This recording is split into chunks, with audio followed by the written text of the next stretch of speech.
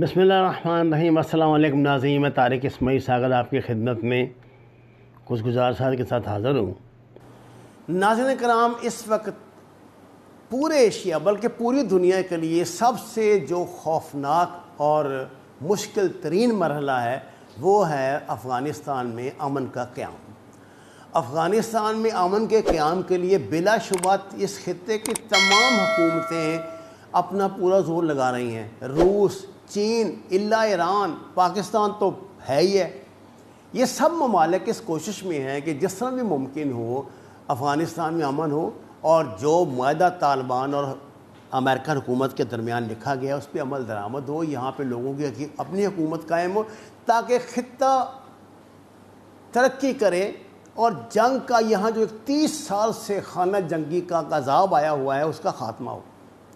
لیکن دنیا کا ایک ایسا ملک بھی یہاں اس خطے میں موجود ہے جس کی انتہائی کوشش یہ ہے کہ افغانستان میں ہرگز امن قائم نہ ہو۔ آج جب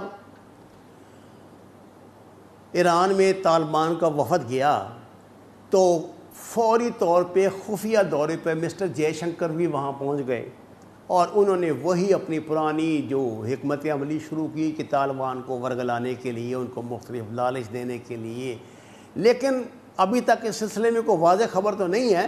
بہرحال یہ کیسے ممکن ہے کہ جب آپ وہاں جائیں گے، ایران کے ساتھ بھی آپ کے پرانے تعلقات تھے، تو وہ کچھ نہ کچھ اثر انداز نہ ہوں گے۔ ناظرین کرام، 1971 میں مکتی بانی کے قیام سے لے کے آج تک BLA تک جتنی ٹیررسٹ آرگنائزیشنیں اس ساؤتھ ایشیا میں ہیں، ان میں داعش بھی شامل ہے، ان میں BLA بھی شامل ہے، ان میں TTP بھی شامل ہے، ان سب کو بھارت کی سپورٹ، بھارت کی مدد، بھارت کی ٹریننگ، بھارت کا پیسہ، سب کچھ کے ثبوت منظر عام پر آ چکے ہیں۔ پاکستان نے یہ ثبوت ساری دنیا میں تقسیم کیے ہیں اور دنیا کو بتایا ہے کہ بھارت اس خطے میں امن قائم نہیں ہونے دے رہا۔ اپنے ملک کے اندر ان کے کیا حالات ہیں، مقبوضہ کشمیر کو تو آپ جانتے ہی ہیں۔ آپ نارتھ میں، نارتھ ایسٹ میں، نارتھ ویسٹ میں جتنی انڈیا کی علیحدگی پسند تنظیمیں ہیں ان کے حالات سے بخوبی آگاہ ہیں۔ ناظرین کرام، انڈیا کی ایٹ موسٹ کوشش یہی ہے کہ جس طرح اس کے ملک کا اندر سے بیڑا غرق ہو رہا ہے، وہ باہر بھی دنیا میں کسی کو چین سے نہ رہنے دے۔ خصوصاً جب سے RSS کی حکومت آئی ہے، یہ تو سوائے لڑائی جھگڑے، دنگے فساد اور لوٹ مار کے کسی بات کو مانتے ہی نہیں ہیں۔ یہ بہت ہی ایک منفی انداز ہے دنیا میں حکومت کرنے کا۔ آج کی دنیا جو کسی بھی وقت خصوصاً جو ایشیا ہے، ہمارے جو ممالک ہیں، فلیش پوائنٹ بن سکتی ہے۔ کوئی چھوٹی سی بات جو ہے وہ پوری عالمی جنگ کا باعث اس خطے میں بن سکتی ہے۔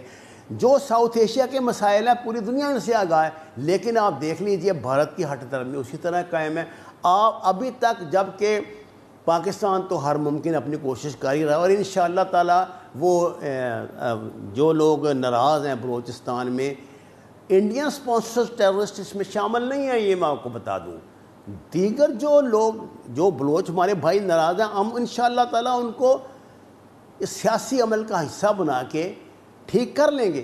لیکن جو دہشت گردی، بھارت سپانسرڈ دہشت گردی ہے، اس کو زبردستی ہی روکنا پڑے گا۔ ناظرین کرام، اس وقت پورے خطے کا امن بھارت نے داؤ پہ لگا رکھا ہے۔ آپ 1971 میں جائیں، انڈیا نے کیا کیا؟ مشرقی پاکستان میں غلط فہمیاں لوگوں کے درمیان پھیلا کے، کیوس پھیلا کے، لوگوں کے درمیان ایک دوسرے پہ بد اعتمادی کو پھیلا کے، غلط قسم کی تشہیر کر کے، حالانکہ اس زمانے میں میڈیا اتنا وائبل نہیں تھا جتنا آج ہے، تو انہوں نے ایسٹ پاکستان کے لوگوں کو ویسٹ پاکستان کے خلاف ورگلایا، اور مکتی بانی کے نام سے اپنی سپانسرڈ ایک تنظیم بنا کے اس میں زبردستی بنگالی نوجوانوں کو شامل کرنا شروع کر دیا۔ اب صورتحال ناظرین کرام یہ تھی کہ جو بنگالی رہنے والا تھا، وہاں کا نوجوان بنگالی، بھلے وہ پاکستان سے محبت رکھتا ہے نہیں رکھتا، لیکن ان کا حصہ بنے بغیر وہ سوسائٹی میں سروائیو نہیں کر سکتا۔ ان کا طریقے وارداتی یہ ہے، یہ اس طرح کی فضا بناتے ہیں کہ جو لوگ ان کے ایجنڈے کی مخالفت کر رہے ہوں، جو صحیح لوگ ہوں، ان کو مقامی لوگ ہی ان کے خلاف کھڑے ہو جائیں اور ان کو غلط ثابت کریں، آپس میں لڑائی جھگڑا کریں اور اس کا یہ فائدہ اٹھائیں۔ انہوں نے BLA کو چھوڑیں، انہوں نے LTTE کے ساتھ کیا کیا؟ دیکھیے سری لنکا میں یہ تامل علیحدگی کی جو تحریک تھی، اس کا آغاز مدراس سے کیا گیا۔ مدراس میں تحریک کو جنم دیا، ان کو ورگلایا، ان کو استعمال کیا، ان کو مروایا، ان کو پینیٹیشن کرا کے سری لنکا میں باقاعدہ جنگ کروائی، ہزاروں لوگ مارے گئے، 15-20 سال یہ لڑائی جاری رہی۔ اور اس کا انجام کیا ہوا؟ اس کا انجام یہ ہوا کہ LTTE کی ایک رکن نے بھارتی وزیر اعظم راجیو گاندھی کو خودکش دھماکے سے اڑا دیا، کیونکہ اپنا کام نکلنے کے بعد راہ نے پھر ان سے بھی یہی گیم شروع کر دی تھی۔ اب ایسا تو ممکن نہیں نہ تھا وہ خاموشی سے بیٹھتے۔ اس کا نتیجہ کیا نکلا؟ اس کا نتیجہ یہ نکلا کہ پہلے راجیو گاندھی کی ماں مسز اندرا گاندھی جو ہیں وہ سکھوں کے ہاتھوں ماری گئیں جنہوں نے دربار صاحب پہ حملہ کیا تھا، پھر ان کا بیٹا مارا گیا، تیسرا بیٹا ان کا ہوائی جہاز کے ایکسیڈنٹ میں مارا گیا اور پوری نسل ختم ہو گئی۔ آج ان کا پوتا بیچارہ ہاتھ پاؤں مار رہا ہے، لیکن کیا حاصل ہے اس کا؟ LTTE سے بڑی تو کوئی مثال موجود ہی نہیں ہے۔ تو ان کو اپنی تنظیم تھی، اپنے گھر کے تنظیم تھی، ان کی پروردہ تنظیم تھی، انہی لوگوں نے آخر راجیو گاندھی کو مار دیا۔ اور یہ انجام BLA کے لوگوں کا بھی ہوگا۔ اس وقت جتنے لیڈر یہ انڈیا میں پناہ لے کے بیٹھے ہوئے ہیں نا، یہ برام داغ بگٹی وغیرہ جو بھی ہیں، جو وہاں پہ بیٹھ کے تو انڈین یہ ریڈیو اسٹیشن چلا رہے ہیں اور یہ کر رہے ہیں اور جو بدماشیاں کر رہے ہیں پوری دنیا کے نظر میں، انہوں نے پاسپورٹ بھی انڈیا کے بنا رکھے ہیں۔ میری ایک بات یاد رکھیے، آپ کو جلدی خبر ملے گی کہ انڈیا نے ان کو اپنے ملک میں مار دیا۔ کیوں؟ کیونکہ کام نکل جانے کے بعد یہ فالتو کاغذ کی طرح پھینک دیتے ہیں اپنے ایجنٹ کو اور اپنے معاملات کو، اور یہ ان کی تاریخ ہے، کوئی نئی بات نہیں ہے۔ حیرت تو ان لوگوں پہ ہوتی ہے جو جاننے بوجھنے کے باوجود ان کے ہاتھوں میں کھلونا بن جاتے ہیں، سٹوج بن جاتے ہیں۔ ناظرین کرام، 1971 سے آج 2021 تک ایک دن بھی ایسا نہیں گزرا جس دن انڈیا نے پاکستان کے خلاف کوئی نہ کوئی ایسی بدماشی جو وہ نہ کی ہو۔ مقبوضہ کشمیر میں مسلمانوں پہ مظالم، پاکستان کے اندر دہشت گردی، یہ پاکستان میں دہشت گرد تنظیموں کی مدد کرنا، ان کو ٹریننگ دینا، ماضی میں MQM کے ساتھ جو معاملات تھے، جو لوگ پکڑے جا رہے ہیں، جس طرح کے وہ بیانات دے رہے ہیں، وہ بتا رہے ہیں کہ یہ انہوں نے ہمیں کیسے ٹریننگ دی، کیسے پاکستان کے خلاف ایکٹیو کیا، اور ان کے دماغ میں کیا کیا نظریات ٹھونستے تھے۔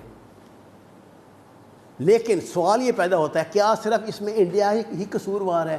نہیں، اس میں پاکستان کا مین سٹریم میڈیا سب سے بڑا مجرم ہے، جو چند ٹگوں کے عوض یا چند ٹگوں کے بغیر ہی اپنے ضمیر کی سودے بازی کر کے ملک کے خلاف ہذیان بکتے ہیں، اور وہ زبان بولتے ہیں جو دشمن کی زبان ہے۔ اس سے کیوس بڑھتا ہے، بے اعتمادی بڑھتی ہے، بے چینی بڑھتی ہے، نوجوانوں میں برے اثرات پیدا ہوتے ہیں، وہ ملک کے خلاف باتیں کرتے ہیں، اور پورا معاشرہ ایک انتشار فکری کا شکار ہو جاتا ہے، اور یہی ہائیبریڈ وار ہے۔ کیا وقت آئے گا جب اس خطے کے ممالک جو ہیں، اپنے ممالک کا امن، مثلا سری لنکا ہے، بنگلہ دیش ہے، نیپال ہے، مالدیپ ہے، پاکستان ہے، 5 اب افغانستان بھی اس میں شامل ہو گیا ہے اب اس میں، اور ایران کا میں نام اس لیے نہیں لے رہا کہ ابھی ایران کو ان معاملات کا تجربہ نہیں ہوا، حالانکہ یہ جو 6 ممالک ہیں، ان 6 ممالک کے اس وقت جتنے بھی دہشت گردی کے مسائل ہیں ان کی وجہ بھارت ہے۔ کیا یہ 6 ممالک مل کے کوئی ایسا فورم نہیں بنا سکتے جس پہ یہ بھارت کو بلا کر پوچھیں کہ آخر وہ یہ گیم کب ختم کرے گا؟ ناظرین کرام، وقت بہت بڑا منصف ہے، یہ بڑے بڑے فیصلے بھی خود کر دیا کرتا ہے۔ آج بھارت میں اندرونی طور پہ جو تباہی آ رہی ہے، جس طرح کرونا نے ان کا بیڑا غرق کر دیا ہے، ان کی معیشت تباہ و برباد ہو گئی ہے، فوج میں بے پناہ اختلافات بڑھ رہے ہیں، اس کے بعد آپ اس بات کا یقین رکھیے کہ جلدی یہ بھی اپنے انجام کو پہنچیں گے۔